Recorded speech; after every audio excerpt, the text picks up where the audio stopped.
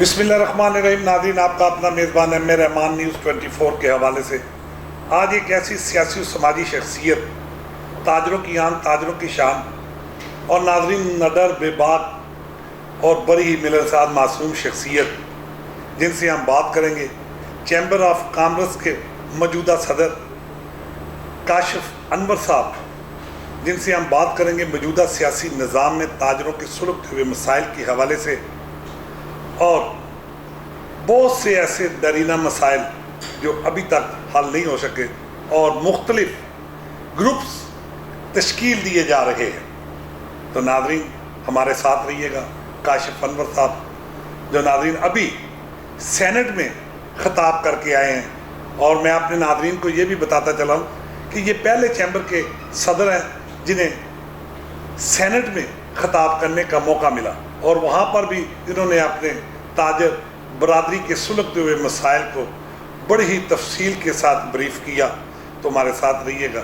काशिफ अनवर साहब से आज उनके निजी ज़िंदगी के हवाले से और ताजरों के सुलगते हुए मसाइल के हवाले से बात करेंगे। जी सर, अस्सलाम वालेकुम। सर, क्या हाल है आपका? ठीक है, अच्छा सर, खिदमत खलक का ये सफ़र कब से जारी और सारी है? जब से पैदा हुआ।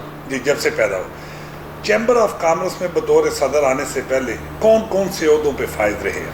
देखिए, मैं सदर बनने से पहले लाहौर चैम्बर का वाइस प्रेसिडेंट भी था 2013 में। मेरी अपनी ऑर्गेनाइजेशन है under section 42 friends of economic and business reforms, मैं उसका प्रेसिडेंट भी हूँ। मैं कई स्टैंडिंग कमेटीज़ का चेयरमैन रह चुका हूँ। मैं FTO की जो सेंट्रल कमेटी है मैं उसका मेंबर भी हूँ, और इस तरह मुख्तलिफ FBR की भी नोटिफिकेशंस और कमेटीज़ बनती रहीं। फेडरेशन की भी जो सेल्स टैक्स से रिलेटेड स्टैंडिंग कमेटीज़ थी मैं उनका भी कन्वीनर रहा हूँ। तो इस तरह मैं जी मुख्तलिफ ओहदों पर मैं काम करता रहा हूँ। अच्छा सर, पाकिस्तान में FBR के ज़ालमाना टैक्सेस के हवाले से ताजर बहुत परेशान है। इस हवाले से चैम्बर ऑफ कॉमर्स का क्या किरदार रहा?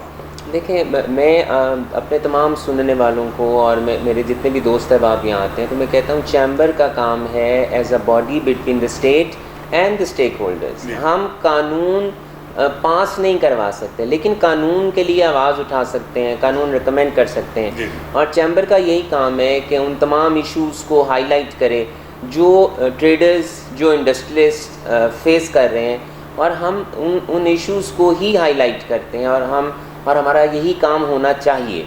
सर, मौजूदा सियासी निज़ाम में मईशत के ज़वाल की सबसे बड़ी और बुनियादी वजह बतौर सदर आपकी नज़र में क्या है? ऑल पॉलिटिकल पार्टीज़, जब तक तमाम पॉलिटिकल पार्टीज़ एक पेज के ऊपर नहीं आएंगी, जब तक वो चार्टर ऑफ इकोनॉमी को साइन नहीं करेंगी, तब तक हमारा जो मईशत है वो दुरुस्त सिमत पे नहीं जाएगी। जब तक हम चार्टर ऑफ इकोनॉमी को साइन नहीं करेंगे, हमारी इकोनॉमी ना ही खड़ी होगी, ना ही मईशत बेहतर होगी, ना ही तजारत बेहतर होगी, ना ही इंडस्ट्री लगेगी, ना ही इन्वेस्टमेंट लगेगी।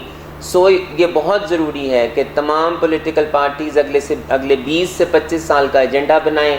कोई हुकूमत आए, कोई पार्टी जाए, हमारी इकोनॉमी का पहिया चेंज नहीं होना चाहिए। हमारा जो एक हम चाहते हैं कि हमारा अगले प्लान्स ये होंगे वो नहीं बदलने चाहिए, ये बहुत ज़रूरी है। अच्छा सर, एक प्लेटफार्म की बात की है तो आपके चैम्बर ऑफ कॉमर्स में भी लातदाद ग्रुप तश्कील दिए जा रहे हैं और ताजर तंजीमों के भी लातदाद ग्रुप मौजूद हैं, जबकि अभी तक इनके पार्किंग के मसाइल, बिजली के मसाइल वो वहीं पर है, कोई हल तलब नहीं है। तो इस हवाले से आप क्या कहेंगे? ठीक है, मैं तो ये कहता हूँ यही तो जमहूरियत का हुस्न है कि पार्टी होनी चाहिए और आपको अपने आप को अकाउंटेबिलिटी के लिए पेश करना चाहिए। जब मैं वाइस प्रेसिडेंट था मैंने तब भी अपने आप को अकाउंटेबिलिटी के लिए पेश किया।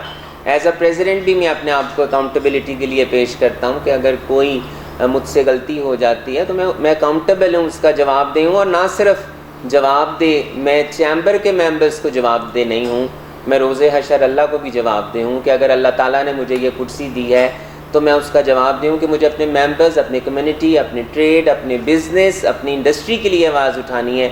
अल्लाह ताला मुझे तौफीक दे कि मैं इसके लिए आवाज़ उठा सकूँ। और जहाँ तक आपने बात की है कि मुख्तलिफ ग्रुप्स बन रहे हैं, तो जी ये तो ग्रुप्स वालों से पूछें कि उनके ज़ाती मफादात हैं। یا وہ ٹریڈ کے لیے کام کرنا چاہ رہے ہیں، یا وہ اس لیے گروپس بن رہے ہیں کہ کسی کو کوئی اسٹینڈنگ کمیٹی نہیں دی، کسی کو کرسی نہیں دی، کسی کو میز نہیں دی. اگر وہ کام کرنا چاہ رہے ہیں اور اگر گروپس انہی لوگوں کے گروپس ہیں جو یہاں سے ہی نوازے گئے ہیں اور انہی گروپوں سے نوازے گئے ہیں، تو پھر ان کے لیے شرم کی بات ہے کہ انہیں اپنے گروپس کو نہیں چھوڑنا چاہیے. اچھا سر، سینٹ میں آپ کو خطاب کا موقع دیا گیا. ماہ رمضان المبارک کا بڑا مقدس مہینہ تھا، تو اس وقت کیا فیلنگ تھی آپ کی؟ الحمدللہ جی، اللہ تعالیٰ کی بہت کرم نوازی ہے کہ میں لاہور چیمبر کا 100واں صدر ہوں، اور سینٹ کی 50ویں سالگرہ اور تقریبات منائی جا رہی تھیں. میں لاہور چیمبر کی ہسٹری میں شاید آج تک کوئی پریزیڈنٹ سینٹ میں نہیں گیا خطاب کرنے. میں پہلا پریزیڈنٹ ہوں جس نے جا کر بزنس کمیونٹی، اپنے ٹریڈرز کی مسائل کو وہاں پر اجاگر کیا. میں اللہ اور اس کے حبیب کا جتنا بھی شکر ادا کروں میں شاید نہیں ادا کر سکتا. اچھا سر، بطور صدر چیمبر آف کامرس کوئی ایسا تاریخی کارنامہ، کوئی ایسا کام جن سے تاجر برادری آپ کو چاہتی ہو؟ اور دیکھیں، میرا یہ کام ہے کہ میں اپنے ہر ممبر کا کام کروں. میں اللہ تعالیٰ کی کرم نوازی سے یہ بات کہتا ہوں کہ میں ابھی بھی جس وقت آپ کے پاس بیٹھا ہوں تو میری ٹیبل پہ کوئی لیٹر پینڈنگ نہیں ہے. میں صرف ان ممبرز کا پریزیڈنٹ نہیں ہوں جو لاہور چیمبر کے ممبرز ہیں، میں ہر اس شخص کا ممبر ہوں جو پاکستان کی معیشت کے لیے کام کر رہا ہے، چاہے اس نے لاہور چیمبر کی ممبرشپ لی ہے یا لاہور چیمبر کی ممبرشپ نہیں لی. میں تو ہر ایک سے کہتا ہوں کہ اگر آپ کا کوئی مسئلہ ہے پلیز میرے پاس آئیے، ڈسکس کریے. زیادہ سے زیادہ کیا ہوگا، میں آپ سے کہوں گا یہ میرے اختیار میں نہیں ہے، میری ڈومین میں نہیں ہے، میں یہ کر نہیں سکتا. لیکن جب تک آپ مشورہ نہ کریں، بڑے تو یہ کہا کرتے تھے کہ دیوار سے بھی مشورہ کر لیتے ہیں، تو میں تو یہ کہہ رہا ہوں کہ آپ لاہور چیمبر کے پریزیڈنٹ سے مشورہ کریں، اور مجھے ملنے کے لیے، میرے تک آنے کے لیے آپ کو کسی اپوائنٹمنٹ کی ضرورت نہیں ہے، آپ کو کسی اپروچ کی ضرورت نہیں ہے. Just open the door and walk in. اگر میں لاہور چیمبر میں بیٹھا ہوں تو میرا ٹائم آپ کا ہے. میں سمجھتا ہوں شاید اس سے زیادہ میں اپنی ایسیسیبلٹی کو، اس فیسیلیٹیشن سے زیادہ میں اور ممبرس کے لیے کیا کر سکتا ہوں. اچھا سر، پاکستان کا بجٹ قریب ہے، بجٹ آنے والا ہے، تو ارباب اختیارات اور حکومت پاکستان کے نمائندگان کو آپ کیا بزنس کمیونٹی کے حوالے سے پیغام دینے جا رہے ہیں؟ دیکھیں، یہ بہت ضروری ہے کہ ہمیں ہماری کٹی میں ریزروز چاہیے. ہم ہر پلیٹ فارم پہ کہہ رہے ہیں انڈکلیئرڈ فارن ریزروز کے لیے آپ ایمنیسٹی دینا چاہتے ہیں ضرور دیں. ہم $1 بلین کے لیے سسک رہے ہیں. ایسا پیسہ جو پاکستانیوں کے پاس ہے، ایسے ایسٹس جو ڈکلیئر نہیں ہیں، انہیں اکانومی کے اندر آنے دیں، انہیں اکانومی کا حصہ بننے دیں. جو ڈالرز آپ لاتے ہیں ایز اے گارنٹی رکھ لیں، 3 سال اپنے پاس رکھیں، استعمال نہ کریں، تاکہ کم از کم روپے پہ پریشر تو کم ہو. اور میں یہ سمجھتا ہوں کہ جب تک ہمارا روپیہ 150 سے $200 کے قریب نہیں آئے گا، تب تک نہ ہماری انفلیشن کم ہوگی، نہ ہی تب تک ہمارا انٹرسٹ ریٹ کم ہوگا، نہ ہی یہاں پر روزگار بہتر ہوگا، نہ ہی تب تک یہاں پر انڈسٹری لگے گی. تو یہ بہت ضروری ہے کہ ہم اپنے روپے کو مضبوط کریں تاکہ ہمارے ملک کے اندر انویسٹمنٹ. اچھا سر، آخری سوال، برآمدات میں کمی کی سب سے بڑی وجہ کیا ہے؟ دیکھیں، میں یہ کہتا ہوں کہ ہمیں امپورٹ سبسٹیٹیوشن کی طرف جانا چاہیے، ہمیں ایڈوانسمنٹ آف ٹیکنالوجی کی طرف جانا چاہیے. ہم ایکسپورٹس اگر نہیں بھی بڑھا سکتے، ہم امپورٹ تو کم کر سکتے ہیں، لیکن وہ کیسے کم ہوگی؟ جب تک ہم یہاں پر انڈسٹری نہیں لگائیں گے، جب تک ہم ایگزسٹنگ ٹیکس پیئر کو عزت نہیں دیں گے، جب تک ہم ان کے ایشوز کو ریزالو نہیں کریں گے.